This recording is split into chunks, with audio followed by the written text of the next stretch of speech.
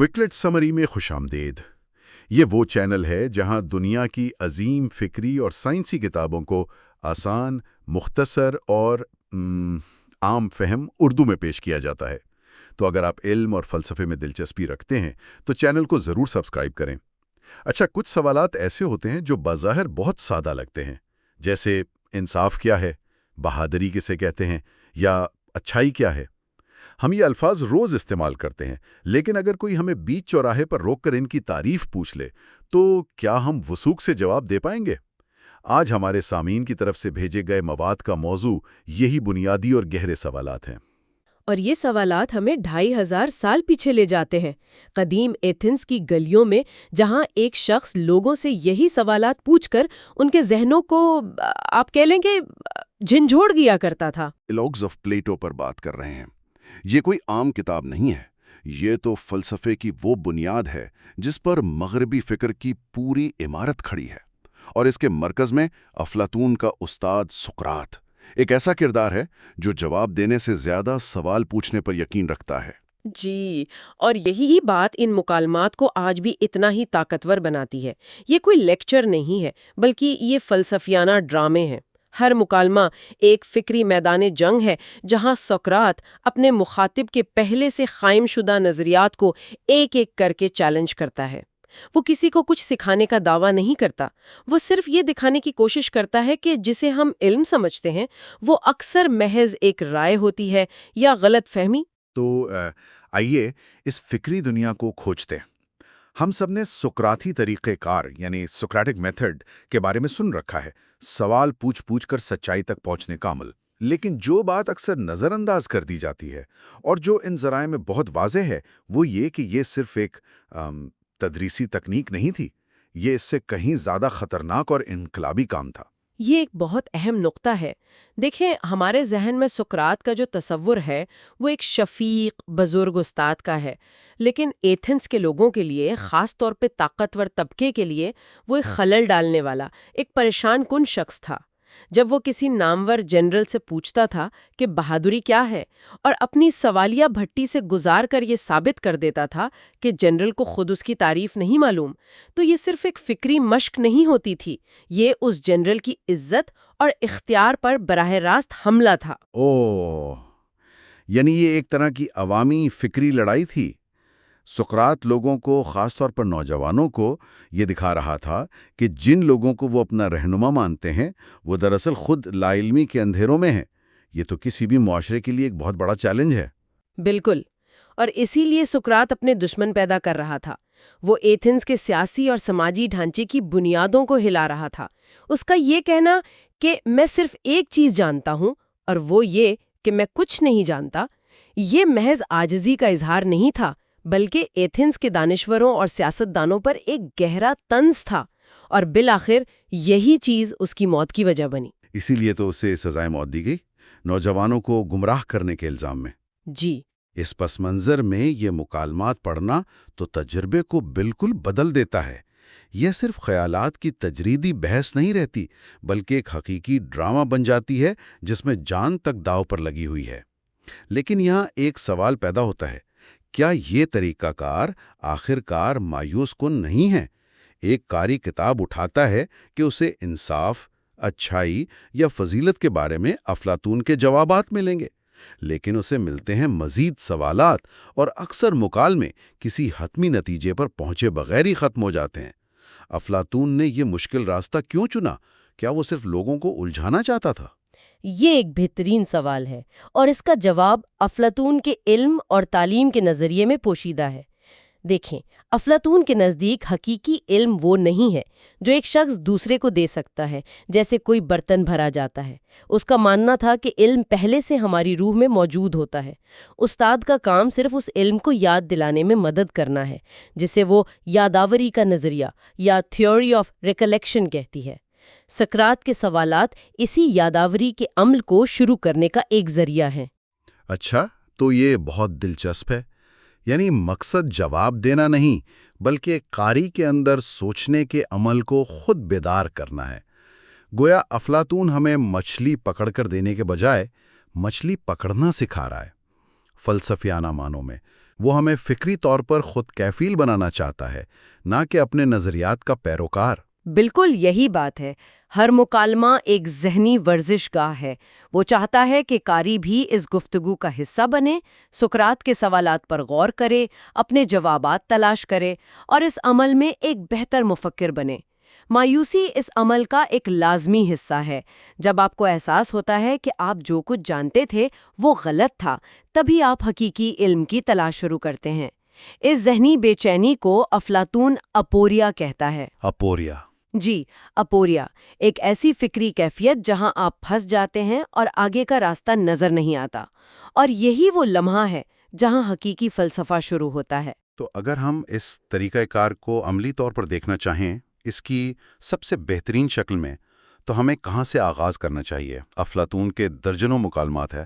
کون سا مکالمہ اس فکری کشمکش کو، لا علمی کے احساس کو اور پھر علم کی طرف جدوجہد کو بہترین طریقے سے پیش کرتا ہے؟ میرے خیال میں اس کے لیے بہترین نقطۂ آغاز مکالمہ مینو ہے۔ مینو؟ جی، مینو۔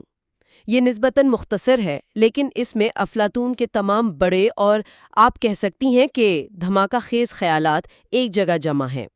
یہ ایک ایسے سوال سے شروع ہوتا ہے جو بظاہر بہت عملی اور سیدھا سادہ لگتا ہے، لیکن چند ہی صفحات میں یہ علم، روح اور حقیقت کی نوعیت کے بارے میں گہرے سوالات میں بدل جاتا ہے۔ اور وہ سوال فضیلت یعنی ورجو کے بارے میں ہے۔ مینو، جو کہ ایک نوجوان امیر زادہ ہے، سقراط کے پاس آ کر سیدھا پوچھتا ہے، فضیلت کیا سکھائی جا سکتی ہے؟ یا یہ مشق سے آتی ہے؟ یا پھر یہ انسان میں قدرتی طور پر موجود ہوتی ہے؟ ہاں، اور یہاں یہ سمجھنا ضروری ہے کہ قدیم یونانی جب فضیلت کا لفظ استعمال کرتے تھے، جسے وہ اریتے کہتے تھے، جی، آریتے، تو ان کی مراد صرف اخلاقی اچھائی نہیں ہوتی تھی۔ آریتے کا مطلب تھا کسی بھی چیز میں بہترین ہونا یا ایکسلنس۔ ایک گھوڑے کی آریتے اس کی تیز رفتاری تھی، ایک ڈاکٹر کی آریتے اس کا بہترین علاج کرنا تھا۔ تو جب مینو پوچھ رہا ہے کہ کیا آریتے سکھائی جا سکتی ہے، تو وہ دراصل یہ پوچھ رہا ہے کہ کیا انسانی ایکسلنس یا ایک بہترین انسان بننے کا فن سکھایا جا سکتا ہے؟ اور مجھے اندازہ ہے کہ سقراط کا پہلا قدم کیا ہوگا۔ وہ کہتا ہوگا، مینو، اس سے پہلے کہ ہم یہ جانیں کہ فضیلت سکھائی جا سکتی ہے یا نہیں، کیا ہمیں پہلے یہ نہیں جان لینا چاہیے کہ فضیلت ہے کیا؟ اور پھر یہ ثابت ہو جاتا ہے کہ نہ مینو کو پتہ ہے، نہ اس کے اساتذہ کو، اور نہ ہی ایتھنز کے کسی معزز شہری کو۔ بالکل۔ سقراط مکالمے کو فوراً اس بنیادی سوال کی طرف موڑ دیتا ہے، اور یہی وہ مقام ہے جہاں سے اصل فکری سفر شروع ہوتا ہے۔ مینو تعریف کرنے کی کئی کوششیں کرتا ہے، لیکن سقراط ہر بار منطقی سوالات کے ذریعے اس کی تعریف کو رد کر دیتا ہے، اور بہت جلد وہ دونوں اسی اپوریا یعنی فکری تعطل کی کیفیت میں پہنچ جاتے ہیں جس کا ہم نے ابھی ذکر کیا۔ تو ایک سیدھا سادہ سوال بالآخر ایک گہرے مخامسے کو، ایک پیراڈاکس کو جنم دیتا ہے کہ اگر آپ کو معلوم ہی نہیں کہ آپ کیا تلاش کر رہے ہیں، تو آپ اسے تلاش کیسے کر سکتے ہیں؟ اور اگر آپ کو وہ چیز مل بھی جائے تو آپ کو کیسے معلوم ہوگا کہ یہ وہی چیز ہے جسے آپ تلاش کر رہے تھے؟ یہ تو سیکھنا کے پورے عمل کو ہی ناممکن بنا دیتا ہے۔ اور اسی پیراڈاکس کے جواب میں افلاطون اپنا سب سے مشہور اور انقلابی نظریہ پیش کرتا ہے، علم بطور یاداوری۔ یہ مکالمہ مینو کا عروج ہے، اور یہ مغربی فلسفے کے اہم ترین لمحات میں سے ایک ہے۔ تو یہ سفر ہم اگلے حصے میں جاری رکھیں گے۔ اب ہمارے سامنے ایک واضح نقشہ ہے۔ افلاطون کے مکالمات محض جوابات کی کتاب نہیں، بلکہ سوچنے کی تربیت کا ایک ذریعہ ہے۔ ایک ایسا ذریعہ جو ہمیں یقینی باتوں پر سوال اٹھانے اور لا علمی کو تسلیم کرنے کی ہمت دیتا ہے، تاکہ ہم حقیقی علم کی طرف اپنا سفر شروع کر سکیں۔ اس گفتگو سے ایک آخری خیال ذہن میں ابھرتا ہے۔ اگر افلاطون کا نظریہ درست ہے کہ سیکھنا دراصل نئی معلومات حاصل کرنا نہیں، بلکہ ان چیزوں کو یاد کرنا ہے جو ہماری روح پہلے سے جانتی ہے، تو اس کا ہماری زندگی کے لیے کیا مطلب ہے؟ اس کا مطلب یہ ہوا کہ ہر وہ لمحہ جب ہمیں کوئی نئی بات سمجھ آتی ہے، وہ دراصل دریافت کا نہیں بلکہ پہچان کا لمحہ ہے۔ یہ خیال ہمارے اندر چھپی ہوئی صلاحیتوں کے بارے میں سوچنے کا ایک بالکل نیا زاویہ فراہم کرتا ہے۔ تو آئیے اب اس تجزیے کے دوسرے حصے کی طرف بڑھتے ہیں۔ جی، یہاں ہم اس کتاب کے بالکل مرکزی سوال پر بات کریں گے، جو مینو سقراط سے پوچھتا ہے۔ بالکل، اور مکالمے کا آغاز ہی ایک بہت براہ راست ایک طرح سے دھماکہ خیز سوال سے ہوتا ہے۔ اچھا، مینو سقراط کے پاس آتا ہے اور بس سیدھا پوچھتا ہے کیا فضیلت سکھائی جا سکتی ہے؟ یا یہ مشق سے آتی ہے یا پھر یہ انسان میں قدرتی طور پر موجود ہوتی ہے؟ مطلب کوئی تمہید نہیں، کچھ نہیں۔ یہ تو بہت بڑا سوال ہے، بہت ہی بڑا۔ لیکن سقراط اپنے انداز میں اس کا سیدھا جواب نہیں دیتا ہے نا؟ جی نہیں، بالکل نہیں۔ وہ تو اس سوال کو ایک آپ کہہ لیں بالکل ہی دوسری سمت میں موڑ دیتا ہے۔ کیسے؟ وہ کہتا ہے کہ ایتھنز کے لوگ، اور ان میں میں خود بھی شامل ہوں، اس سوال کا جواب دینے سے قاصر ہیں۔ مطلب وہ اپنی لا علمی کا اظہار کر رہا ہے؟ جی ہاں، اور اس کی وجہ بہت دلچسپ ہے۔ سقراط مینو سے کہتا ہے کہ بھائی ایتھنز میں تو علم کی ایسی غربت ہے، غربت؟ ایک طرح کا قید ہے کہ کوئی یہ دعویٰ کر ہی نہیں سکتا کہ وہ جانتا ہے کہ فضیلت کیا ہے۔ اچھا، تو یہ بتانا تو دور کی بات کہ اسے حاصل کیسے کیا جا سکتا ہے۔ یعنی وہ کہہ رہا ہے کہ پہلے سوال کا ہی ہمیں نہیں پتا تو جواب کہاں سے دیں؟ بالکل، وہ تو خود اپنی لا علمی کا اعتراف کرتے ہوئے کہتا ہے میں لفظی طور پر نہیں جانتا کہ فضیلت کیا ہے، اور اس سے بھی کم کہ آیا اسے تعلیم کے ذریعے حاصل کیا جا سکتا ہے یا نہیں۔ تو یہاں یہ بات واقعی دلچسپ ہو جاتی ہے۔ سقراط جواب دینے سے پہلے ایک شرط رکھ رہا ہے۔ جی، ایک بنیادی شرط۔ وہ کہتا ہے کہ ہم اس وقت تک یہ بحث کر ہی نہیں سکتے کہ فضیلت سکھائی جا سکتی ہے نہیں، جب تک ہم یہ نہ جان لیں کہ فضیلت دراصل ہے کیا۔ بالکل، یہی تو سقراط کے پورے فلسفیانہ طریقہ کار کا مرکزی نقطہ ہے۔ صحیح۔ ان کے نزدیک کسی بھی چیز کے بارے میں رائے قائم کرنا یا اس کی خصوصیات پر بحث کرنا ایک سنگین علمی غلطی ہے۔ اچھا، یعنی یہ ایک فکری بے ایمانی ہے۔ ایک طرح سے جی، جب تک اس چیز کی اصل تعریف اور اس کی ماہیت پر اتفاق نہ ہو جائے۔ مطلب پہلے یہ جاننا ضروری ہے کہ کیا، پھر یہ کہ کیسے۔ آپ نے بالکل صحیح سمجھا ہے، پہلے واٹ پھر ہاؤ۔ تو پھر اب آگے کیا ہوتا ہے؟ یعنی جب سقراط نے یہ شرط رکھ دی تو مینو کیا کرتا ہے؟ یہی تو سب سے دلچسپ حصہ ہے۔ سقراط اب گیند واپس مینو کے کورٹ میں پھینک دیتا ہے۔ اچھا، وہ مینو سے کہتا ہے کہ تم تو بہت پڑھے لکھے ہو، بڑے لوگوں میں اٹھتے بیٹھتے ہو، تو تم ہی بتا دو کہ فضیلت کیا ہے۔ اور یہاں سے پھر اصل مکالمہ شروع ہوتا ہے۔ جی بالکل۔ تو اگلے حصے میں ہم یہی دیکھیں گے کہ جب سقراط مینو کو فضیلت کی تعریف کرنے کا کہتا ہے تو مینو کیا جواب دیتا ہے، اور سقراط کیوں اس کی ایک کے بعد ایک تعریف کو مسترد کرتا چلا جاتا ہے۔ جی، اور یہ بہت ہی زبردست منطقی بحث ہے۔ یہ حصہ سوم ہے، جہاں ہم فضیلت کی مختلف تعریفوں کا جائزہ لیں گے۔ پچھلی بار ہم نے بات یہاں چھوڑی تھی کہ فضیلت کیا ہے، یہ جانے بغیر ہم یہ کیسے کہہ سکتے ہیں کہ اسے سیکھا جا سکتا ہے یا نہیں۔ تو گیند اب مینو کے کورٹ میں ہے۔ سقراط نے اس سے سیدھا سوال پوچھا ہے، مینو بتاؤ تمہارے خیال میں فضیلت کیا ہے؟ جی، اور یہاں آ کر بات اصل میں بہت دلچسپ ہو جاتی ہے۔ مینو جو اب تک بڑے اعتماد سے بات کر رہا تھا، اسے لگتا ہے کہ یہ تو بہت آسان سوال ہے۔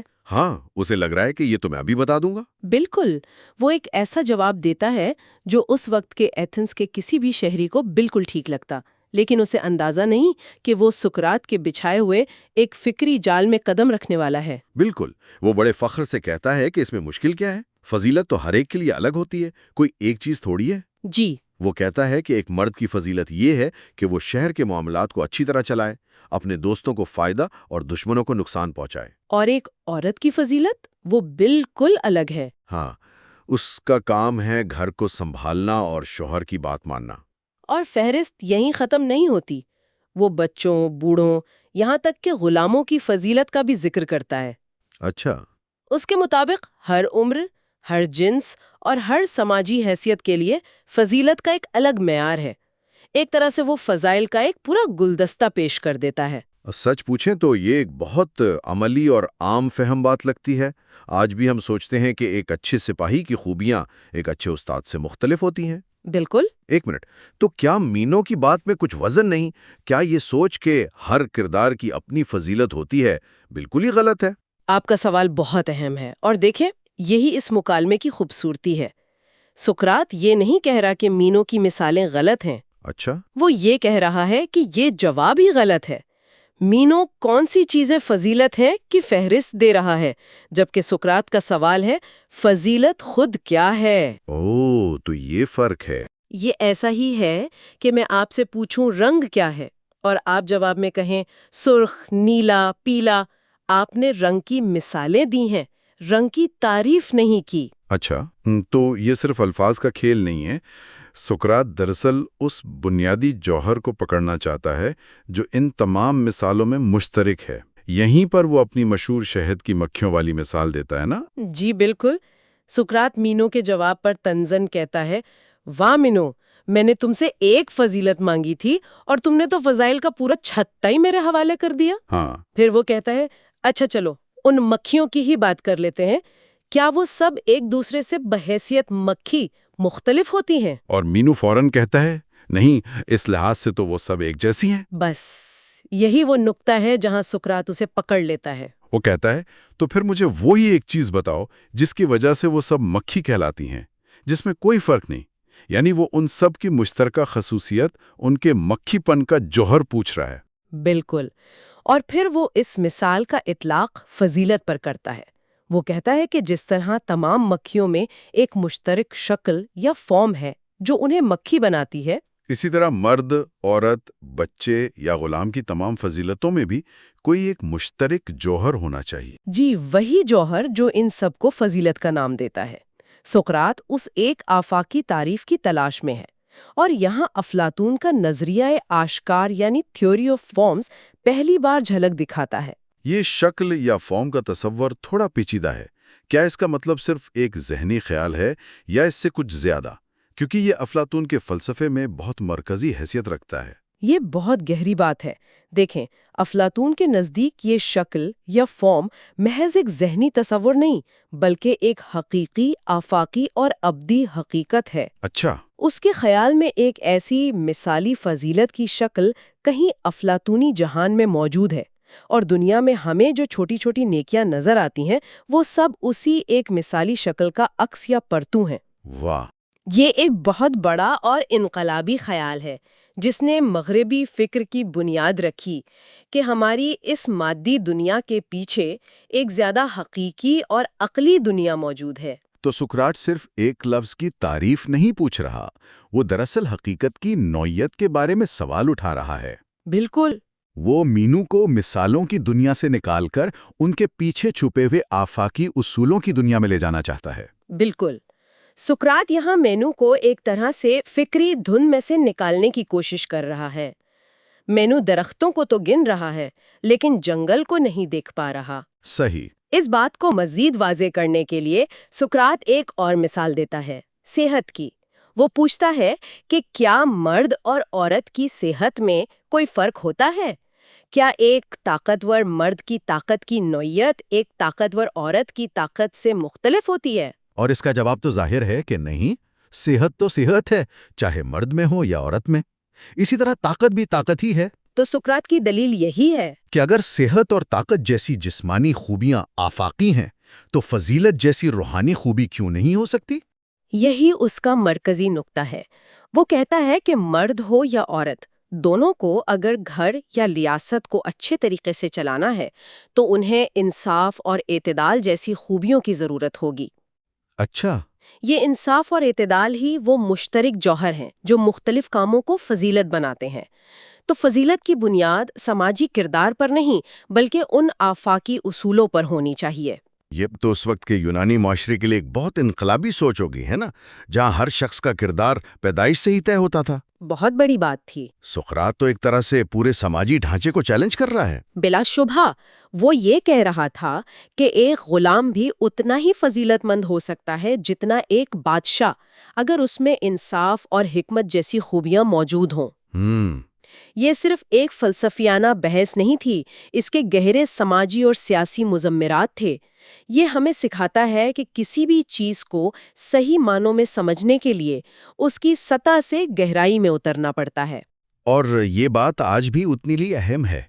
جب ہم آج کل کامیابی پر بات کرتے ہیں تو ہم اکثر مینیو والی غلطی کرتے ہیں۔ جی بالکل۔ ہم مثالیں دیتے ہیں، کوئی بڑا بزنس مین، کوئی مشہور کھلاڑی، ایک بڑا گھر، مہنگی گاڑی، لیکن ہم یہ نہیں بتاتے کہ کامیابی کا اصل جوہر کیا ہے۔ وہ تعریف کیا ہے؟ ہاں، کیا کامیابی صرف پیسہ ہے، یا ذہنی سکون، یا دوسروں کی خدمت؟ سقراط ہمیں ایک ایسا ذہنی ٹول دے رہا ہے جو آج بھی اتنا ہی کارآمد ہے۔ آپ نے بالکل صحیح پکڑا ہے۔ سقراط کا طریقہ کار ہمیں سطحی سوچ سے نکال کر تجزیاتی سوچ کی طرف لاتا ہے۔ وہ ہمیں سکھا رہا ہے کہ جب تک آپ کو کسی چیز کی بنیادی تعریف معلوم نہ ہو، آپ اس کے بارے میں کوئی بھی نتیجہ اخذ نہیں کر سکتے۔ تو اگر آپ کو فضیلت کا ہی نہیں پتا تو آپ یہ کیسے بتا سکتے ہیں کہ اسے سیکھا جا سکتا ہے یا نہیں؟ بالکل، وہ سوال ہی بے معنی ہو جاتا ہے۔ تو گویا اس پورے حصے کا خلاصہ یہ ہے کہ مینیو کی پہلی کوشش، جو بظاہر بہت معقول لگ رہی تھی، دراصل فلسفیانہ طور پر بالکل کھوکھلی تھی۔ جی، وہ فضیلت کی شاخیں گنوا رہا تھا۔ جبکہ سقراط اس کی جڑ تلاش کر رہا تھا۔ بالکل، اور مینو کی یہ ناکامی مکالمے کو ایک نئے اور شاید اس سے بھی زیادہ دلچسپ موڑ پر لے آتی ہے۔ اچھا؟ جب مینو کو احساس ہوتا ہے کہ وہ فضیلت کی تعریف نہیں کر سکتا تو وہ بوکھلا جاتا ہے اور ایک بہت مشہور سوال اٹھاتا ہے جسے آج مینو کا مخمسہ یعنی مینوز پیراڈاکس کہا جاتا ہے۔ اچھا، وہ کیا ہے؟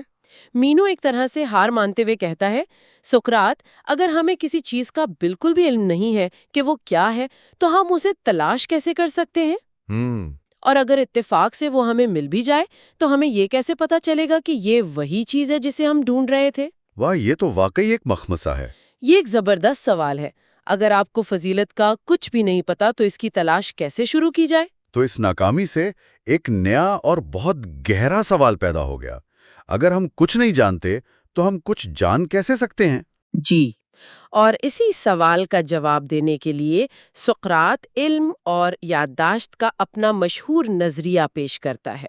وہ کہتا ہے کہ سیکھنا دراصل کچھ نیا جاننا نہیں بلکہ اپنی روح میں پہلے سے موجود علم کو یاد کرنا ہے۔ یہ ایک بالکل نئی اور حیرت انگیز سمت ہے۔ جی، تو فضیلت کی تعریف کی تلاش اب علم کی نوعیت کی تلاش میں بدل گئی ہے۔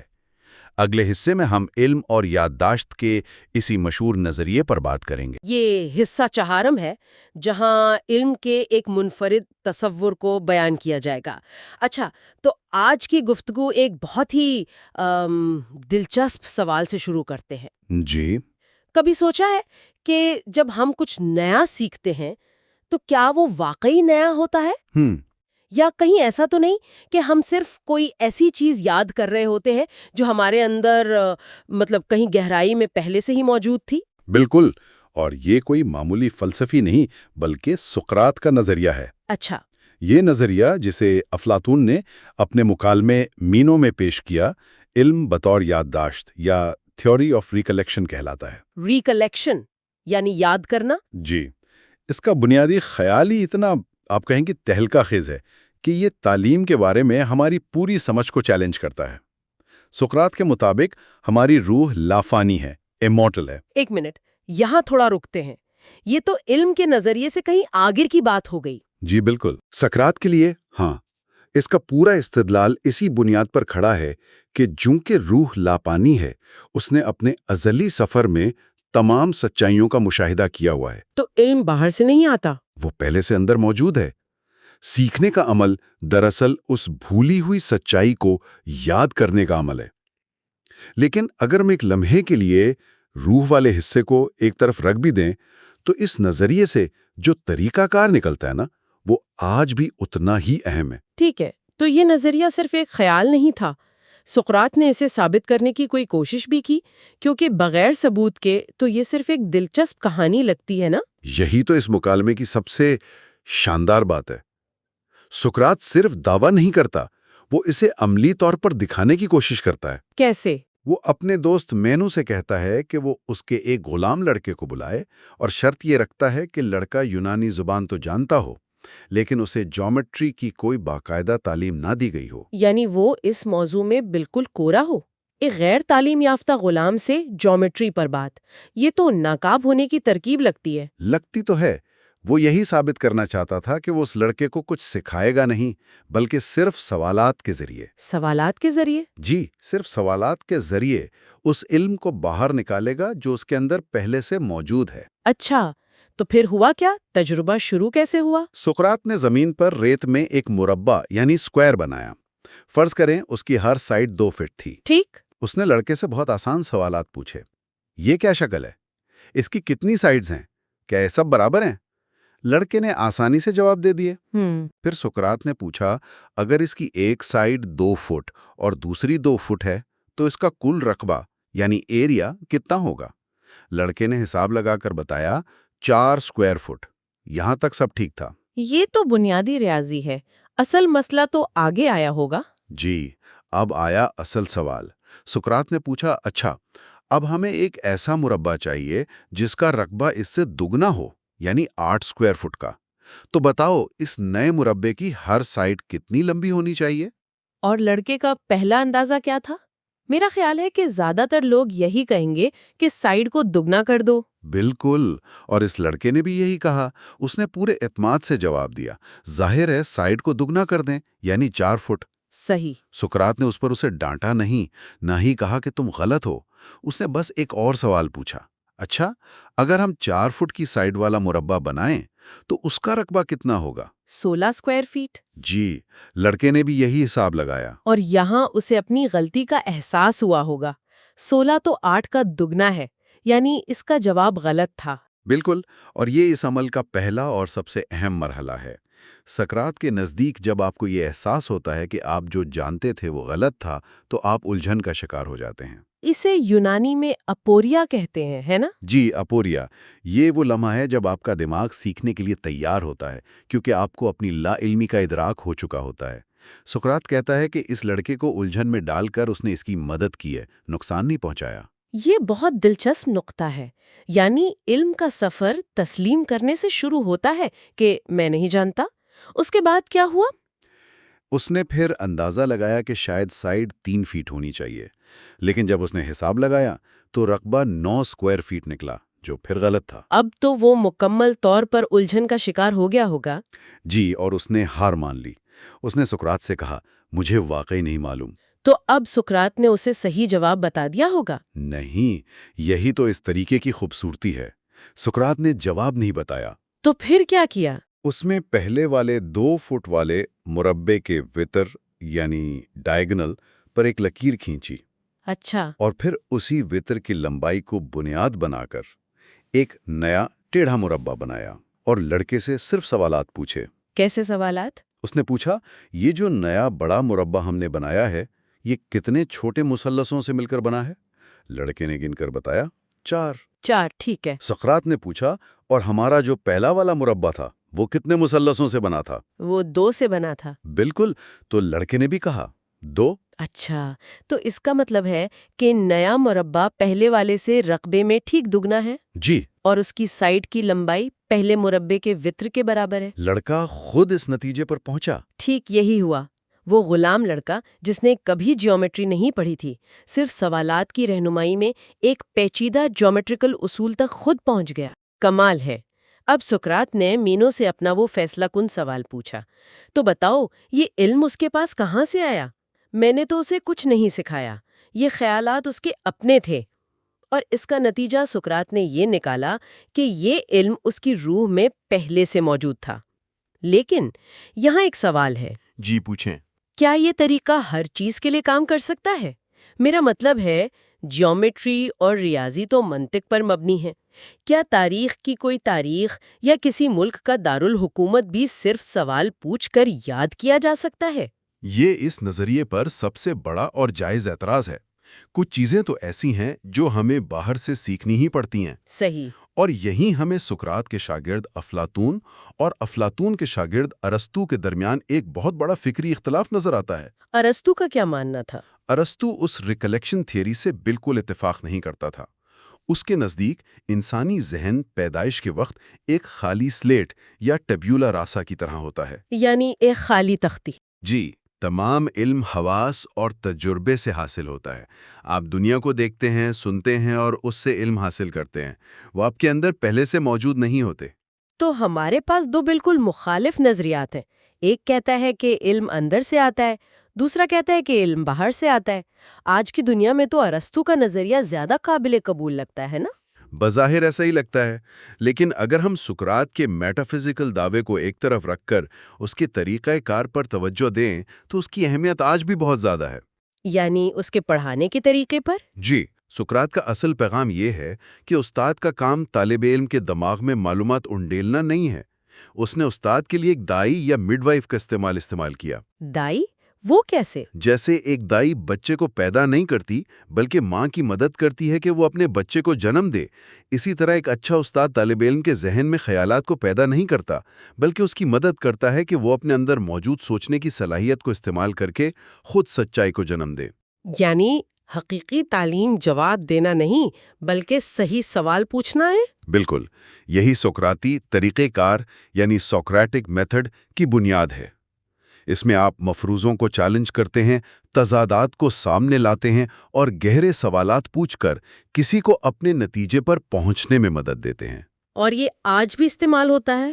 بہت زیادہ۔ امریکہ کی تمام بڑی لاء سکولز میں قانون پڑھانے کے لیے اسی طریقے کا استعمال ہوتا ہے۔ پروفیسر جواب نہیں دیتے، وہ طالب علموں سے مسلسل کیوں اور کیا ہو اگر جیسے سوالات پوچھ کر ان کی سوچ کو تیز کرتے ہیں۔ واہ! یہ طریقہ نفسیاتی علاج یعنی تھراپی اور بزنس میٹنگز میں برین سٹارمنگ کے لیے بھی استعمال ہوتا ہے۔ تو اگر ہم اس سارے فلسفے کا نچوڑ نکالیں تو یہ بنتا ہے کہ بھلے ہی ہمیں سقراط کی روح والی بات سے اتفاق نہ ہو، لیکن اس کا یہ خیال کہ انسان کے اندر منطق اور سچائی تک پہنچنے کی صلاحیت پیدائشی طور پر موجود ہے، یہ ایک انقلابی خیال ہے۔ یقیناً یہ تنقیدی سوچ یا کرٹیکل تھنکنگ کی بنیاد ہے۔ یہ ہمیں سکھاتا ہے کہ سنی سنائی باتوں پر یقین نہ کریں بلکہ ہر چیز پر سوال اٹھائیں۔ جب کوئی آپ سے کوئی حقیقت بتائے تو پوچھیں کہ اس کا ثبوت کیا ہے۔ یہ طریقہ ہمیں ایک غیر فعال وصول کنندہ سے ایک فعال متلاشی بناتا ہے۔ جی، این ایکٹیو سیکر، اور یہی تعلیم کا اصل مقصد ہے۔ تو آج ہم نے علم کے بارے میں سقراط کے اس گہرے نظریے کو سمجھا کہ علم باہر سے نہیں آتا بلکہ ہمارے اندر سے ہی نکلتا ہے۔ اور غلام لڑکے کی مثال سے یہ واضح ہوا کہ کس طرح سوالات کی طاقت سے چھپی ہوئی عقل اور منطق کو بیدار کیا جا سکتا ہے یا سقراط کی زبان میں یاد کیا جا سکتا ہے۔ صحیح۔ اور جیسا کہ ہم نے شروع میں بات کی تھی، یہ ساری بحث ایک بڑے سوال سے جڑی ہوئی تھی جو مینو نے سقراط سے پوچھا تھا، کیا فضیلت یا نیکی سکھائی جا سکتی ہے؟ اگر علم یادداشت ہے اور اسے سکھایا نہیں جا سکتا بلکہ صرف یاد دلایا جا سکتا ہے تو کیا فضیلت کا معاملہ بھی ایسا ہی ہے؟ کیا نیکی بھی ہمارے اندر پہلے سے موجود ہوتی ہے؟ یہ وہ سوال ہے جس کا جواب سقراط آگے تلاش کرنے کی کوشش کرتا ہے۔ بالکل۔ اگلے حصے میں ہم جانیں گے کہ کیا فضیلت واقعی سکھائی جا سکتی ہے۔ افلاطون کے مکالمے مینو پر ہماری گفتگو کے 5ویں حصے میں خوش آمدید۔ پچھلی نشستوں میں ہم نے فضیلت اور علم کی نوعیت پر کافی گہری بات کی ہے، اور پچھلی بار ہم ایک بہت اہم نتیجے پر پہنچے تھے کہ فضیلت اپنی اصل میں ایک قسم کا علم ہے۔ لیکن آج ہم اس سلسلے کے سب سے بڑے اور شاید سب سے عملی سوال سے ٹکرانے والے ہیں۔ اگر فضیلت علم ہے تو کیا اسے سکھایا جا سکتا ہے؟ بالکل، اور یہ وہ مقام ہے جہاں فلسفہ آپ کہہ سکتے ہیں کہ حقیقی دنیا سے ملتا ہے۔ پچھلی بحث کا خلاصہ یہی تھا کہ اگر فضیلت علم ہے تو منطقی طور پر اسے بھی دوسرے علوم کی طرح سکھایا جا سکنا چاہیے، جیسے ریاضی ہے، موسیقی ہے یا فن تعمیر۔ جی، یہ ایک بہت صاف اور سیدھا نتیجہ لگتا ہے۔ اگر کوئی چیز علم ہے تو اس کے استاد بھی ہوں گے اور شاگرد بھی، لیکن کیا حقیقت میں ایسا ہے؟ ہاں، منطق تو یہی کہتی ہے، لیکن یہیں پر سقراط ایک ایسا سوال اٹھاتا ہے جو بظاہر بہت سادہ ہے مگر پوری بحث کا رخ موڑ دیتا ہے۔ وہ کہتا ہے ٹھیک ہے، مان لیتے ہیں کہ فضیلت سکھائی جا سکتی ہے، تو پھر مجھے بتاؤ اس کے اساتذہ کہاں ہیں؟ بالکل، ایتھنز کی گلیوں میں، بازاروں میں مجھے فضیلت سکھانے والا کوئی استاد کیوں نظر نہیں آتا؟ یہ سوال یہ ایک بہت بڑا چیلنج ہے۔ یہ ایک زبردست عملی چیلنج ہے۔ جی، سقراط اپنے ارد گرد کے معاشرے کو دیکھتا ہے، یعنی اس وقت کے ایتھنز کو۔ وہ کہتا ہے کہ کچھ لوگ ہیں جو یہ دعویٰ کرتے ہیں۔ کون لوگ؟ یہ سوفسٹس تھا، یعنی سوفسٹس۔ یہ آپ کہہ لیں کہ دانشور استاد تھے جو بھاری فیسوں کے عوض نوجوانوں کو سیاست میں کامیابی کے گر سکھانے کا دعویٰ کرتے تھے۔ اچھا، تو یہ سوفسٹ ہے، کیا یہ اس دور کے لائف کوچز تھے؟ اور سقراط کو ان سے کیا مسئلہ تھا؟ وہ تو وہی کام کر رہے تھے جس کی تلاش تھی، ہے نا؟ ایک طرح سے کہہ سکتے ہیں، لیکن ان کا طریقہ کار بہت مختلف تھا۔ सोफिस्ताइयों का बुनियादी मकसद था अपने शागिर्दों को बहस जीतना सिखाना, कायल करने का फन सिखाना। उनके नज़दीक कामयाबी ही फजीलत थी। लेकिन सुकरात को इन पर शदीद एतराज़ था। वो क्यों? क्योंकि उनका मानना था कि सोफिस्ताई सच्चाई या हकीकी नेकी की परवाह नहीं करते। वो सिर्फ लिफाजी पर जोर देते थे। वो आपको ये सिखा सकते थे कि एक कमज़ोर दलील को मजबूत कैसे दिखाया जाए, लेकिन ये नहीं कि सही और गलत में फ़र्क कैसे किया जाए। मतलब वो फजीलत के नहीं, महज होशियारी के उस्ताद थे। बिल्कुल। तो जो काबिले एतमाद उस्ताद होने का दावा कर रहे थे, वो तो मशकूक निकले। लेकिन सुकरात की दलील यहाँ ख़त्म नहीं होती। वो इससे भी ज़्यादा गहरी बात करता है। जी? वो कहता है, चलो इन पेशावर असातिज़ा को छोड़ दो। हम एथेंस के उन लोगों को देखते हैं जिन्हें पूरा मुआशरा सबसे ज़्यादा नेक और फजीलत वाला मानता है। हमारे अजीम सियासी रहनुमा। जिनकी काबिलियत और किरदार पर सबको इत्तेफाक था। जी बिल्कुल। अगर कोई फजीलत सिखा सकता था तो वो यही लोग थे। और यहाँ बात वाकई दिलचस्प हो जाती है, क्योंकि सुकरात एक बहुत सादा मगर चुपता हुआ सवाल पूछता है। वो सवाल ये है कि अगर ये अजीम लोग फजीलत के मालिक थे, तो क्या उन्होंने ये फजीलत अपनी औलाद को मुंतकिल की? उन्होंने अपने बच्चों को अपने जैसा बेहतरीन इंसान क्यों नहीं बनाया? यही उसकी दलील का मरकजी नुक्ता है। वो सबसे पहले थिम्स्टोक्लीज की मिसाल देता है।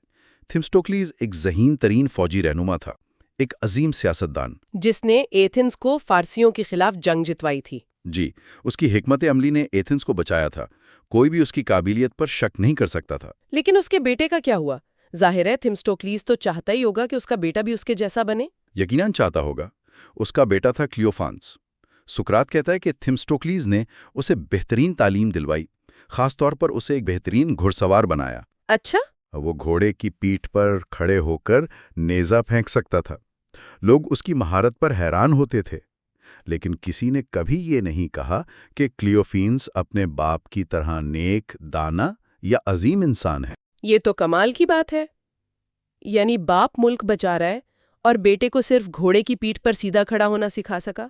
उसमें वो कायदाना सलाहियतें या किरदार की वो पुख्तगी दूर दूर तक नजर नहीं आती थी। इससे तो सुकरात का नुक्ता बहुत वाज़ेह हो जाता है। लेकिन ये सिर्फ एक मिसाल है। शायद ये कोई इत्तिफाक हो। नहीं, सुकरात मजीद मिसालें देता है। वो अरिस्टाइड्स का जिक्र करता है, जिसे अरिस्टाइड्स द जस्ट यानी मुंसिफ अरिस्टाइड्स कहा जाता था। वो अपनी ईमानदारी में मशहूर था। पूरे यूनान में उसने अपने बेटे लाइसीमैकिस की तालीमो तरबियत में कोई कसर नहीं छोड़ी, बेहतरीन असातिज़ा मुकर्रर किए। लेकिन नतीजा क्या निकला? उसका बेटा किसी भी दूसरे आम एथेंसियन से शहरी से बेहतर इंसान ना बन सका। वो एक आम सा शख्स बनकर रह गया। और फिर सबसे बड़ी मिसाल पेरिकल्स की आती है ना, एथेंस के सुनहरी दौर का मेमार। बिल्कुल। एज ऑफ पेरिक्लिस का बानी, उस जैसा अजीम रहनुमा तो शायद ही कोई गुजरा हो। पेरिक्लिस के दो बेटे थे, पिरालिस और ज़ेनेथप्स।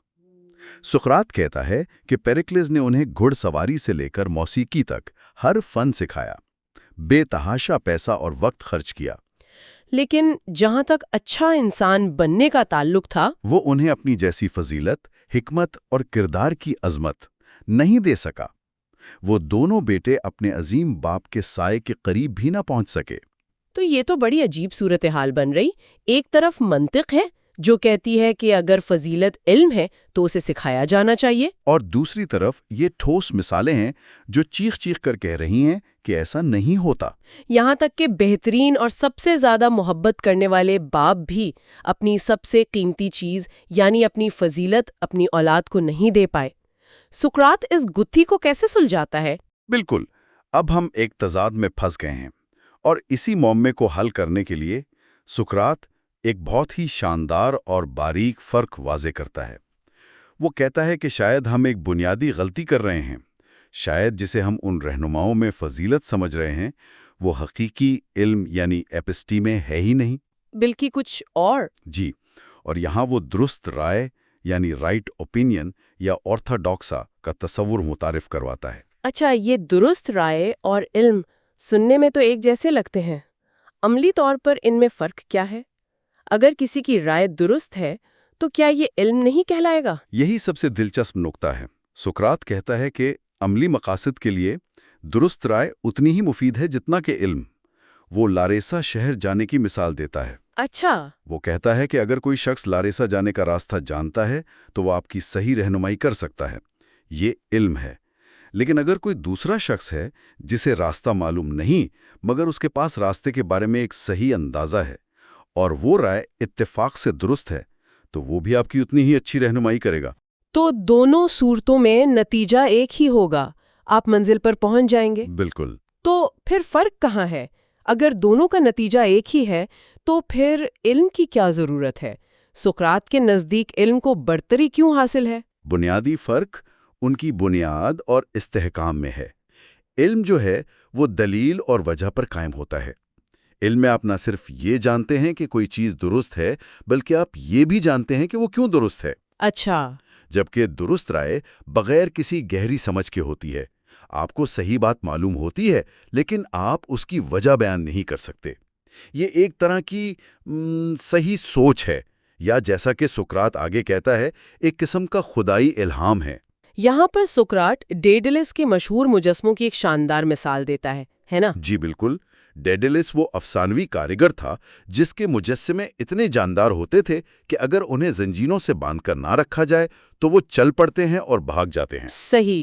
سقراط کہتا ہے کہ درست رائے بھی ڈیڈیلس کے ان مجسموں کی طرح ہے، جب تک وہ آپ کے پاس ہے بہت قیمتی ہے، لیکن چونکہ وہ دلیل اور وجہ کی زنجیر سے بندھی نہیں ہوتی، وہ غیر مستحکم ہوتی ہے، وہ آسانی سے آپ کے ذہن سے چھل پڑتی ہے۔ اچھا، تو یہ فرق ہے، یعنی ایک شخص کے پاس گوگل میپس ہے جس میں ہر موڑ کی وجہ اور منطق ہے، اور دوسرے کے پاس بس ایک اندرونی احساس ہے کہ شاید یہ والا موڑ صحیح ہے۔ دونوں پہنچ جائیں گے لیکن ایک کا سفر زیادہ قابل اعتماد ہے۔ بہت خوبصورت مثال ہے، بالکل یہی بات ہے۔ اس کے برعکس علم دلیل کی زنجیر سے مضبوطی سے بندھا ہوتا ہے، وہ قائم رہتا ہے، وہ بھاگ نہیں سکتا۔ تو کیا سقراط یہ کہہ رہا ہے کہ پیریکلس جیسے عظیم لوگ علم کی بنیاد پر حکومت نہیں کر رہے تھے؟ کیا وہ محض تکے پر ایتھنز جیسے شہر کو چلا رہے تھے؟ یہ تو ان کی قابلیت کی تھوڑی توہین لگتی ہے۔ یہ ایک بہت اہم سوال ہے۔ سقراط تکا جیسا لفظ استعمال نہیں کرتا، وہ انہیں زیادہ عزت دیتا ہے۔ اس کا نتیجہ یہ ہے کہ یہ عظیم رہنما شاعروں اور پیغمبروں کی طرح تھے۔ اچھا، وہ ایک قسم کے خدائی الہام یا اسی درست رائے کے تحت کام کرتے تھے۔ وہ صحیح وقت پر صحیح فیصلے کرتے تھے، لیکن شاید وہ خود بھی منطقی طور پر یہ نہیں بتا سکتے تھے کہ ان کے فیصلے درست کیوں تھے۔ یہ ایک عطا کردہ جبلت تھی، نہ کہ سیکھا ہوا منظم علم۔ بالکل۔ واہ! تو اس طرح یہ معمہ حل ہوتا ہے۔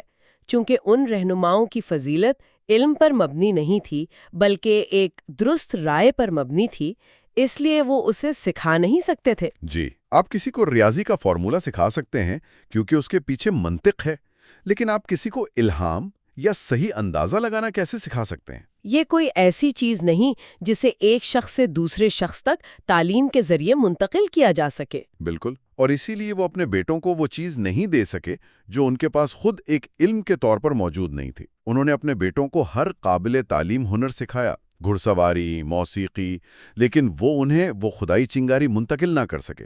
تو آج کی گفتگو کا خلاصہ کرتے ہیں، کیا فضیلت سکھائی جا سکتی ہے؟ اس سوال کا جواب سیدھا ہاں یا نہیں میں نہیں ہے۔ یہ اس پر منحصر ہے کہ ہم فضیلت سے مراد کیا لے رہے ہیں۔ اعلیٰ ترین فضیلت جو حقیقی علم پر مبنی ہے وہ نظریاتی طور پر تو سکھائی جا سکتی ہے، لیکن یہ انتہائی نایاب ہے۔ جبکہ وہ عملی فضیلت جو ہم دنیا کے عظیم رہنماؤں میں دیکھتے ہیں وہ اکثر درست رائے کی شکل میں ہوتی ہے۔ یہ ان کے اعمال کی صحیح رہنمائی کرتی ہے، لیکن اسے تعلیم کے ذریعے منتقل نہیں کیا جا سکتا۔ یہ ایک تحفہ ہے، علم نہیں۔ یہ ایک طرح کی نعمت ہے جسے آپ کما نہیں سکتے، صرف حاصل کر سکتے ہیں۔ علم اور درست رائے کے درمیان یہ فرق آج بھی کتنا اہم ہے۔ ہم اکثر سیاست، اخلاقیات، یہاں تک کہ اپنی ذاتی زندگی کے بارے میں بہت مضبوط آراء رکھتے ہیں، لیکن ہم میں سے کتنے لوگ بتا سکتے ہیں کہ ہماری یہ آراء کون ٹھوس دلائل پر قائم ہیں؟ یہ ایک چبھتا ہوا سوال ہے۔ ہم اپنی زندگی میں کتنی چیزوں کو علم سمجھتے ہیں جبکہ حقیقت میں وہ صرف درست آراء ہوتی ہیں جنہیں ہم نے اپنے ماحول سے بغیر سوچے سمجھے اپنا لیا ہوتا ہے نا؟ بالکل۔ یہ مکالمہ ہمیں اپنی سوچ پر سوال اٹھانے پر مجبور کرتا ہے۔ اگلے اور اس سلسلے کے آخری حصے میں ہم مکالمہ مینو کا مجموعی خلاصہ پیش کریں گے، اس کے حتمی نتائج پر نظر ڈالیں گے اور یہ دیکھیں گے کہ یہ قدیم مکالمہ آج کے انسان کے لیے کیا معنی رکھتا ہے۔ اور اس گفتگو کو ختم کرنے سے پہلے ایک آخری سوچ سننے والوں کے لیے، اگر سقراط کی بات درست ہے اور ہمارے معاشروں کے اہم ترین فیصلے جنگ اور امن کے، انصاف اور معیشت کے، یقینی علم کے بجائے ان غیر مستحکم درست آرا کی بنیاد پر کیے جاتے ہیں، تو پھر انہیں کیا چیز قائم رکھتی ہے؟ اور کیا ہوتا ہے جب یہ آرا ڈیڈیلس کے مجسموں کی طرح اچانک چل پڑتی ہیں اور معاشرہ بغیر رہنمائی کے رہ جاتا ہے؟ تو لیجئے ہم اپنے سفر کے بالکل اختتام پر آ پہنچے ہیں۔ یہ ہمارے سلسلے کا چھٹا اور آخری حصہ ہے جہاں ہم افلاطون کے مکالمے مینو کا خلاصہ پیش کریں گے۔ جی، اور یہ سمجھنے کی کوشش کریں گے کہ اتنی لمبی اور گہری بحث کے بعد افلاطون ہمیں آخر کار کہاں لا کر چھوڑتا ہے۔ بالکل۔ تو پچھلے 5 حصوں میں ہم نے سقراط اور مینو کے درمیان ایک ایک دلیل کو پرکھا ہے۔ ہم نے فضیلت کی تعریف سے سفر شروع کیا، پھر غلام لڑکے کی مثال سے علم کے نظریے کو سمجھا، اور پھر یہ بنیادی سوال کہ کیا فضیلت سکھائی جا سکتی ہے۔ اور اتنی بحث کے بعد مجھے لگتا ہے کہ بہت سے سننے والوں کے لیے یہ بات شاید تھوڑی غیر تسلی بخش ہو کہ افلاطون ہمیں کسی صاف اور سیدھے جواب پر نہیں پہنچاتا۔ صحیح کہا آپ نے، ایسا لگتا ہے جیسے ہم وہیں واپس آ گئے ہیں جہاں سے ہم نے شروع کیا تھا۔ لیکن شاید یہی اس مکالمے کا مقصد تھا۔ یہی نقطہ بہت اہم ہے، کیونکہ یہی اس مکالمے کی اصل روح ہے۔ یہ کوئی ریاضی کا سوال تو تھا نہیں جس کا ایک ہی جواب ہو۔ بالکل، یہ انسانی کردار اور اخلاقیات کی گہرائیوں میں ایک سفر تھا۔ تو آئیے اس کو ٹھیک سے سمجھتے ہیں۔ مرکزی سوال تھا، کیا فضیلت سکھائی جا سکتی ہے؟ اور سقراط نے اس کے لیے ایک منطقی راستہ اپنایا۔ جی، اس نے کہا کہ پہلے یہ طے کر لیتے ہیں کہ فضیلت علم ہے یا نہیں، کیونکہ اگر یہ علم ہے تو اسے سیکھا اور سکھایا جا سکتا ہے، جیسے جیومیٹری یا میوزک۔ جی، اور یہ مکالمے کا پہلا بڑا موڑ تھا۔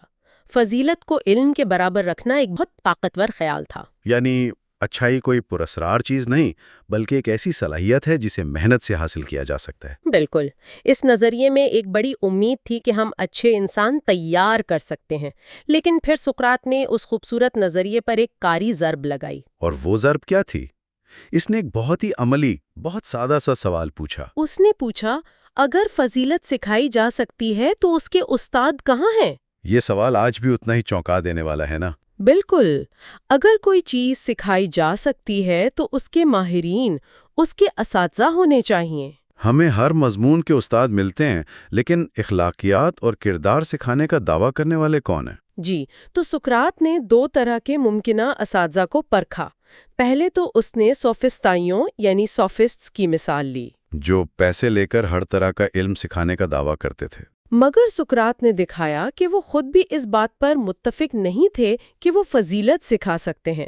ان کا مقصد تو اکثر بحث جیتنا ہوتا تھا، سچائی تک پہنچنا نہیں۔ صحیح۔ وہ قائل کرنے کا ہنر سکھاتے تھے، اچھا انسان بننے کا نہیں۔ پھر جب سوفسطائیوں کا دعویٰ کھوکھلا ثابت ہوا تو سقراط نے ایک اور گروہ کی طرف دیکھا۔ ایتھنز کے معزز اور نیک نام شہری جیسے تھیمسٹوکلیز اور پیریکلیز، جی، جنہیں معاشرہ فضیلت کا نمونہ سمجھتا تھا، عظیم رہنما تھے، تو منطقی طور پر انہیں اپنی اولاد کو بھی ویسا ہی بنانا چاہیے تھا۔ لیکن حقیقت تو اس کے بالکل برعکس تھی۔ یہی تو اس دلیل کا سب سے دلچسپ حصہ تھا۔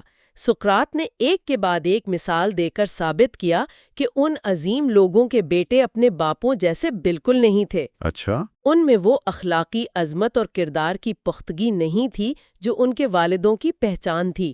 تو اس سے یہ نتیجہ نکلا کہ اگر یہ عظیم لوگ بھی اپنی اولاد کو فضیلت نہیں سکھا سکے تو اس کا مطلب یہ ہے کہ فضیلت شاید سکھائی جانے والی چیز ہے ہی نہیں۔ بالکل، یہاں آ کر علم والا راستہ تو ایک طرح سے بند گلی میں پہنچ گیا۔ تو اگر فضیلت علم نہیں اور اسے سکھایا نہیں جا سکتا تو پھر یہ آتی کہاں سے ہے؟ کہانیاں ختم تو نہیں ہو جاتی؟ نہیں، بالکل نہیں۔ سقراط یہاں ہار نہیں مانتا، بلکہ ایک بالکل نیا اور غیر متوقع دروازہ کھولتا ہے۔ اور وہ کیا ہے؟ یہی وہ مقام ہے جہاں افلاطون ایک نیا تصور متعارف کرواتا ہے، جسے وہ صحیح رائے یعنی ڈوکسا اورتھے کہتا ہے۔ صحیح رائے، یہ علم سے مختلف ہے۔ جی، یہ علم یعنی ایپسٹیمے سے مختلف چیز ہے۔ علم وہ ہے جسے آپ منطق اور دلائل سے ثابت کر سکتے ہیں۔ جیسے 2+2=4 کیوں ہوتے ہیں؟ بالکل، لیکن صحیح رائے ایک ایسی سمجھ ہے جو درست تو ہے لیکن آپ کے پاس اس کی کوئی ٹھوس وجہ یا دلیل نہیں ہوتی۔ یہ ایک طرح کی اندرونی آواز یا وجدان ہے۔ اچھا، اس کی کوئی عملی مثال دیں تاکہ سننے والوں کے لیے یہ تصور واضح ہو جائے۔ افلاطون خود ایک سیاستدان کی مثال دیتا ہے۔ ایک عظیم رہنما بعض اوقات ایسے فیصلے کرتا ہے جو ملک کے لیے بہترین ثابت ہوتے ہیں۔ ٹھیک ہے۔ اگر آپ اس سے پوچھیں کہ اس نے یہ فیصلہ کیوں کیا تو شاید وہ کوئی لمبی چوڑی منطقی وضاحت نہ دے سکے۔ وہ شاید کہے گا مجھے بس لگا کہ یہی صحیح راستہ ہے۔ تو اس کی یہ رائے عملی طور پر اتنی ہی کارآمد ہے جتنا کسی ماہر کا علم پر مبنی تجزیہ۔ بالکل، نتیجہ دونوں کا ایک ہی ہے، ایک کامیاب فیصلہ، لیکن دونوں کے پیچھے کا عمل بالکل مختلف ہے۔ یہاں پر وہ ڈیڈلس کے مجسموں والی مشہور مثال آتی ہے نا، جو اس تصور کو اور بھی گہرا بنا دیتی ہے۔ جی، یہ ایک شاندار تمثیل ہے۔ قدیم یونان میں ڈیڈلس ایک افسانوی کاریگر تھا جو اتنے حقیقی اور جاندار مجسمے بناتا تھا کہ کہا جاتا تھا کہ وہ خود بخود چل کر بھاگ جاتے ہیں۔ جی، اگر انہیں رسیوں سے باندھ کر نہ رکھا جائے تو افلاطون کہتا ہے کہ صحیح رائے بھی ڈیڈلس کے انہی جادوئی مجسموں کی طرح ہے۔ اچھا، کیسے؟ جب تک یہ آپ کے ذہن میں موجود ہے یہ بہت قیمتی اور کارآمد ہے، لیکن چونکہ اس کی بنیاد علم اور منطق کی رسیوں سے بندھی ہوئی نہیں ہوتی۔ تو وہ کسی بھی وقت ذہن سے چل کر غائب ہو سکتی ہے؟ بالکل درست۔ اچھا، تو اس کا مطلب یہ ہوا کہ علم پائیدار ہے کیونکہ وہ دلیل کی بنیاد پر قائم ہے، جبکہ صحیح رائے عارضی ہے۔ بالکل، علم وہ مجسمہ ہے جسے آپ نے مضبوطی سے باندھ دیا ہے، آپ جانتے ہیں کہ یہ یہیں رہے گا، جبکہ صحیح رائے وہ آزاد مجسمہ ہے جو آج یہاں ہے کل کہیں اور ہو سکتا ہے۔ اسی لیے لوگ علم کو زیادہ اہمیت دیتے ہیں کیونکہ وہ قابل بھروسہ ہے۔ جی، لیکن افلاطون یہ بھی تسلیم کرتا ہے کہ عملی زندگی میں صحیح فیصلے کرنے کے لیے صحیح رائے بھی اتنی ہی مفید ثابت ہو سکتی ہے۔ تو اب ہم دو راستوں پر آ گئے ہیں۔ فضیلت یا تو علم ہے جسے سکھانے والا کوئی نہیں ملتا، یا پھر یہ صحیح رائے ہے جو قابل بھروسہ نہیں اور اسے سکھایا بھی نہیں جا سکتا۔ تو پھر یہ صحیح رائے آتی کہاں سے؟ اگر یہ علم سے نہیں آتی تو اس کا ذریعہ کیا ہے؟ یہاں مکالمہ اپنے سب سے پراسرار اور دلچسپ موڑ پر پہنچتا ہے۔ سقراط تجویز کرتا ہے کہ اگر فضیلت نہ علم ہے اور نہ سکھائی جا سکتی ہے تو شاید کیا؟ شاید یہ خدا کی طرف سے ایک تحفہ ہے، ایک طرح کی الہامی فہم یعنی ڈیوائن انسپریشن۔ الہامی فہم مطلب جیسے شاعر، پیغمبر یا قسمت بتانے والے لوگ ہوتے ہیں؟ جی، جو بغیر سمجھے عظیم سچائیاں بیان کر دیتے ہیں۔ وہ بس ایک ذریعہ ہوتے ہیں جس کے ذریعے کوئی اعلیٰ طاقت بات کر رہی ہوتی ہے۔ ایک منٹ، تو اس کا مطلب یہ ہوا کہ عظیم رہنما، نیک اور باکردار لوگ وہ اپنی ذہانت یا تربیت کی وجہ سے ویسے نہیں ہوتے؟ اس نظریے کے مطابق نہیں، بلکہ انہیں یہ صلاحیت ایک تحفے کے طور پر ملی ہوتی ہے۔ یہ تو ایک بہت ہی غیر جمہوری سا خیال لگتا ہے۔ یہ خیال تو انسان کی اپنی کوشش اور جدوجہد کی نفی کرتا ہے۔ یقیناً، اور افلاطون اس بات کو سمجھتا تھا۔ یہی وجہ ہے کہ وہ اس نتیجے کو بھی حتمی طور پر پیش نہیں کرتا، وہ اسے ایک ممکنہ وضاحت کے طور پر سامنے رکھتا ہے۔ اچھا، مکالمے کے آخر میں سقراط کہتا ہے کہ ہمارے اس استدلال کے مطابق فضیلت نہ تو قدرتی طور پر آتی ہے اور نہ ہی سکھائی جا سکتی ہے، بلکہ یہ ان لوگوں کو خدا کی طرف سے عطا ہوتی ہے جن کے پاس یہ ہوتی ہے، بغیر اس کے کہ وہ اسے سمجھ سکیں۔ لیکن اس جملے میں بھی ایک اگر چھپا ہوا ہے نا؟ بالکل، وہ یہ نہیں کہہ رہا کہ یہ حتمی سچ ہے، وہ کہہ رہا ہے کہ ہمارے اس استدلال کے مطابق ایسا لگتا ہے۔ تو آخر میں افلاطون ہمیں جان بوجھ کر ایک دوراہے پر لا کے چھوڑ دیتا ہے۔ وہ ہمیں کوئی آسان جواب نہیں دیتا کیونکہ شاید کوئی آسان جواب ہے ہی نہیں۔ اور یہی اس مکالمے کی عظمت ہے، وہ آپ کو کوئی فارمولا نہیں دیتا بلکہ آپ کو سوچنے کا ایک نیا زاویہ فراہم کرتا ہے۔ یہ افلاطون کی فکری ایمانداری کا ثبوت بھی ہے۔ جی، وہ یہ نہیں دکھانا چاہتا کہ اس کے پاس سارے جواب ہیں، بلکہ وہ یہ دکھانا چاہتا ہے کہ فلسفہ جواب دینے سے زیادہ صحیح سوال پوچھنے کا نام ہے۔ وہ ہمیں ایک طرح سے چیلنج کر رہا ہے کہ ہم خود سوچیں اور اس خلا کو پر کریں۔ بالکل. اس کے دیگر کاموں میں بھی ایسی مثالیں ملتی ہیں جہاں وہ کہتا ہے جو کچھ میں نے کہا ہے اس میں سے کچھ چیزوں پر مجھے خود بھی مکمل یقین نہیں ہے. تو اس ساری بحث کا ہمارے لیے آج کی دنیا میں کیا مطلب ہے؟ دیکھیں، یہ مکالمہ آج بھی اتنا ہی متعلقہ ہے. ہم آج بھی یہی سوال پوچھتے ہیں، کیا اچھے لوگ پیدا ہوتے ہیں یا بنائے جاتے ہیں؟ صحیح. جب ہم اپنے بچوں کی پرورش کرتے ہیں تو کیا ہم انہیں صرف معلومات اور ہنر سکھا رہے ہوتے ہیں یعنی علم، یا ہم ان کے کردار کو سنوارنے کی کوشش کر رہے ہوتے ہیں یعنی فضیلت؟ یہ بہت دلچسپ ہے. یعنی کارپوریٹ دنیا میں بھی ہم دیکھتے ہیں کہ کچھ سی ای او ڈیٹا اور تجزیے پر بہت زیادہ انحصار کرتے ہیں، جبکہ کچھ اپنی گٹ فیلنگ پر چلتے ہیں اور کامیاب ہوتے ہیں. ہر جگہ، تعلیم کے نظام سے لے کر سیاست کے میدان تک. تو یہ علم اور صحیح رائے کی کشمکش ہر جگہ موجود ہے. جی، کیا ہمیں ایسا نظام بنانا چاہیے جو صرف علم اور مہارت پر زور دے، یا ہمیں ایسی اقدار کو بھی فروغ دینا چاہیے جنہیں شاید براہ راست سکھایا نہ جا سکے، جیسے ہمدردی، دیانتداری اور جرت؟ تو افلاطون ہمیں یہ سکھاتا ہے کہ یہ دونوں چیزیں اہم ہیں. بالکل. ہمیں علم کی مضبوط بنیاد بھی چاہیے، لیکن ہمیں اس الہامی چنگاری، اس صحیح رائے کی اہمیت کو بھی تسلیم کرنا ہوگا. تو اس پوری گفتگو کا نچوڑ یہ ہے کہ فضیلت کا سوال بہت پیچیدہ ہے. یہ محض علم کا نام نہیں جسے رٹ کر حاصل کر لیا جائے، اور نہ ہی یہ صرف ایک الہامی تحفہ ہے جس کا انتظار کیا جائے. یہ شاید ان دونوں کا ایک حسین امتزاج ہے. افلاطون ہمیں اس سوال کے ساتھ چھوڑ دیتا ہے تاکہ ہم اپنی زندگیوں اور اپنے معاشرے کے تناظر میں اس پر غور و فکر کرتے رہیں. اور یہی سقراطی طریقہ کار کا جوہر ہے، جواب سے زیادہ سوال کی اہمیت کو سمجھنا. یہ فکری سفر خود ایک انعام ہے. یہ آپ کو سکھاتا ہے کہ کیسے سوچنا ہے، نہ کہ کیا سوچنا ہے. مینو مکالمہ اس لیے لافانی ہے کیونکہ یہ کسی منزل پر پہنچنے کے بارے میں نہیں ہے، بلکہ سفر سے لطف اندوز ہونے کے بارے میں ہے. اگر آپ ایسی فکری کتبوں اور گہرے مباحثے کے آسان اور معیاری خلاصے چاہتے ہیں تو کوئکلیٹ سمریز کو ضرور سبسکرائب کریں. اور جاتے جاتے ہم اپنے سننے والوں کے لیے ایک سوال چھوڑ کر جانا چاہیں گے. ضرور. تو شاید ہمارے سننے والوں کے لیے آخری سوال یہ ہے، آپ اپنی زندگی میں فضیلت کو کیسے دیکھتے ہیں؟ جب آپ کوئی اچھا یا صحیح کام کرتے ہیں تو کیا وہ کوئی سیکھی ہوئی بات ہوتی ہے، کوئی اصول ہوتا ہے جس پر آپ عمل کرتے ہیں؟